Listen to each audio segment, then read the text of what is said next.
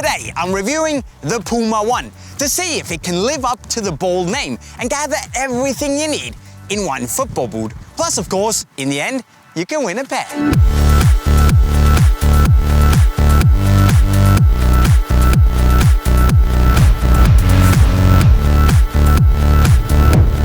The PUMA ONE takes over from the evoSPEED and the evoTOUCH, combining fast, fit and feel into one.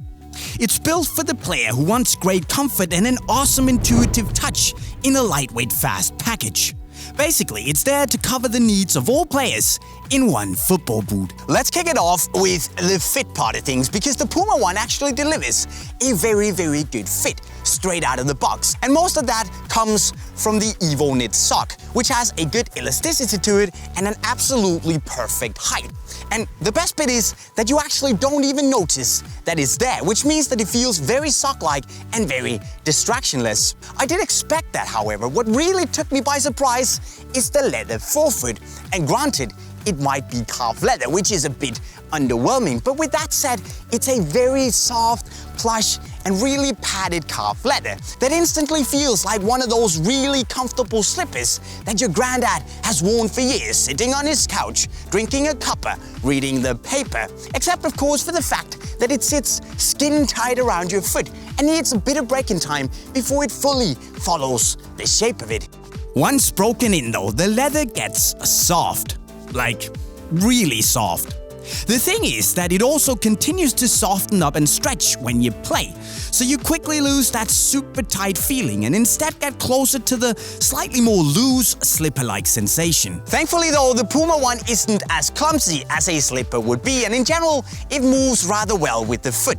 And I say in general because these here stability tape straps offer you a, should we say, acceptable amount of midfoot stability and some lockdown. And okay, it's not the best in the business by any means, and it might look a little bit low tech, but it does an okay job without me having too many complaints. It will adapt to most foot shapes, and I actually shouldn't be complaining that much. Size-wise, I went with my usual size UK 6, and I did find it to have a bit more room in the toe box than I'd normally find in a PUMA UK 6. But because the boot isn't overly wide, I wouldn't recommend going down half a size to accommodate for the extra room in the toe box. Now, the good news is that it will adjust to most foot shapes, so even if you have a super massive wide foot, you can wear the PUMA ONE. With that said, it is a little bit slimmer than an evoTOUCH and an evoPower. Going upside down and looking at the sole plate, you get a very responsive and stiff plate that's not necessarily the most comfortable thing I can think of. But on the other hand, it really responds well to all your little changes of direction. The studs themselves do alright, and the V-shape feels good when you want to break.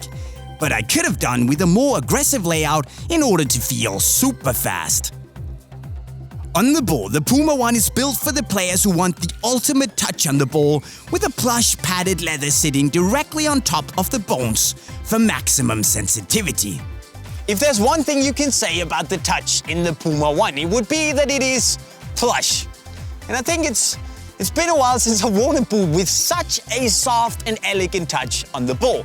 Because when you play, you can really feel the foam underneath the leather kicking in and almost caressing the ball, whether you dribble, control, or strike it. And this is so padded and dampened that I don't think it's gonna be for everyone. I even think it's a little bit too padded for my taste. But if you love your soft, padded, almost pillowy-like touch on the ball, and you miss the feel of the Puma Kings of old, this is gonna be a very pleasant experience. But despite PUMA wanting the one to be perfect, there is still room for improvement in some areas. First up, while the purity of the leather is good, at least according to some people, I would have liked a bit more texture and friction and grip on the upper for it not to feel as completely smooth. And also, I would have liked a bit more stability and lockdown in the heel.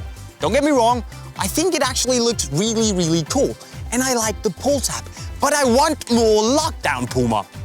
The last bit I'm having a bit of trouble getting used to is the new last, especially because of this here added length in the toe box, because that means that I have a hard time finding the completely right size, which can make the one feel a bit more clumsy than I would like it to. On the other hand, to be fair to PUMA, foot shapes vary a lot, and it might just be my foot. that's messed up.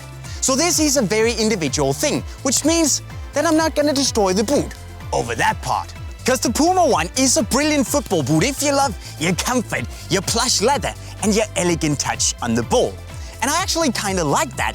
Instead of being okay for lots of people, it's actually awesome for people seeking out those exact things. So I like the one, but while I'm not 100,000% sold on the boot, I know a lot of people who will be. And with a lot of potential to build on in the future for the one, that's about as good of a start as you could have wished for. So, if you want to win the PUMA ONE, all you have to do is let me know what your favorite Puma boot of all times is in the comment section right down below. And make sure that you're subscribed by hitting the green bubble over my head so you have a shot of winning. Also, make sure to leave me a like if you had a good time and spread the word by sharing the video with your friends. And with that said, I'm signing off. Cheerio.